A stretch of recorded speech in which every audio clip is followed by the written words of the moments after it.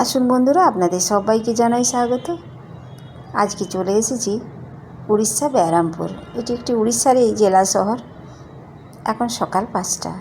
আমরা স্টেশনে এসে পৌঁছে গেলাম। তো সকলেই কম্বল মুড়ি দিয়ে ঘুমোচ্ছে, তাই কাউকে ডিস্টার্ব না করে আস্তে আস্তে ব্যাগ নিয়ে নেমে পড়ছি। চলুন, আমাদের স্টেশনে এসে পড়েছি, নামার জন্য একেবারে রেডি। তবে দেখছি এখানে বেশ বৃষ্টি হচ্ছে। দেখছেন স্টেশন চত্বরটি চারিদিক জলে একেবারে ভিজে আছে। এটি হলো বেরহামপুর স্টেশন। কিছুক্ষণ অপেক্ষা করলাম, কারণ একটু একটু বৃষ্টি হচ্ছিল, আর সকালবেলায় একেবারেই পরিষ্কার নয় এখনও, তাই জন্যে একটু ফাঁকা ফাঁকা আছে। অটো করে চলে এলাম। স্টেশন চত্বরেও দেখলাম অনেকগুলি হোটেল রেস্টুরেন্ট, কিন্তু সেখানে অত খোলামেলা ভালো একটি পাইনি। সেই জন্য এইখানটি বেশ ভালো লাগছে।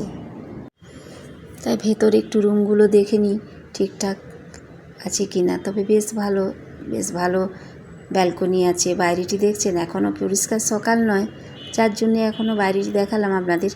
আবছা আবছা দেখাচ্ছে না? রুমগুলিও দেখে নিলাম, বেশ ভালো লাগলো। চলুন রিসেপশনে গিয়ে কথা বলি। ছেলে এখানে রুম বুক করছে, যাও তো ছেলে আছে সঙ্গে, আমার কোনো চাপ নেই, তাই আমি আপনাদের সাথে গল্প করছি আর একটু লুকিয়ে লুকিয়ে ভিডিও করে দেখাচ্ছি। তো সঙ্গে থাকবেন কিন্তু, কারণ দুদিন বেরহামপুরে থাকবো। রাস্তাঘাট, দোকানপাট বা যদি অন্যান্য কিছু দেখি, সব জায়গায় আপনাদের সঙ্গে নেব। রুম বুক হয়ে গেছে। কোথায় কি পাওয়া যায় খাবার দাবার, সেগুলো একটু জেনে নেওয়া হলো। তবে এখানে 8টার সময় নাকি ব্রেকফাস্ট নিচে যেয়ে করতে হবে। যা ক্লান্ত, আর যেতে ইচ্ছে করেনি। তবে আমাদের তো রাত্রে ট্রেনে ঘুম হয় না। অনেকে কি সুন্দর নাক ডেকে ডেকে ঘুমিয়ে আসে। তাই খিদে পেয়ে গেছে আমাদের, সেই জন্যে একটু বিস্কুট আর চা ছেলে বাইরে থেকে নিয়ে এলো। চা বিস্কুট খেয়ে নিলাম। তবে যেটি বলছিলাম ট্রেনে ঘুমের কথা, বলুন দেখি, এত টাকার টিকিট কেটে একটু ট্রেনে যদি বেশ নাক ডেকে ঘুমিয়ে আসতে পারা যায়, সেটা কিন্তু বেশ ভালো লাগার।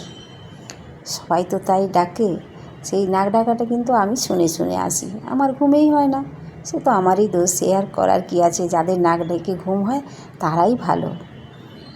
তো যাই হোক, এখন পরিষ্কার সকাল, ছেলেকে পাঠিয়ে দিয়েছি ব্রেকফাস্ট করতে, আর আমিও চলুন ব্রেকফাস্ট সেরে নিই। ব্রেকফাস্টটি বেশ ভালো, টেস্টফুল খাবারটি দিয়েছি, কিন্তু বেশ ভালো লাগছে। তবে বেরহামপুরে কিন্তু আমি 2 দিন থাকবো, আপনাদের সঙ্গে নিয়েই ঘুরবো। আপনারা সঙ্গে থাকবেন কিন্তু। আমার এই ছোট্ট ব্লগটি কেমন লাগলো নিশ্চয়ই জানাবেন। সকলেই ভালো থাকবেন।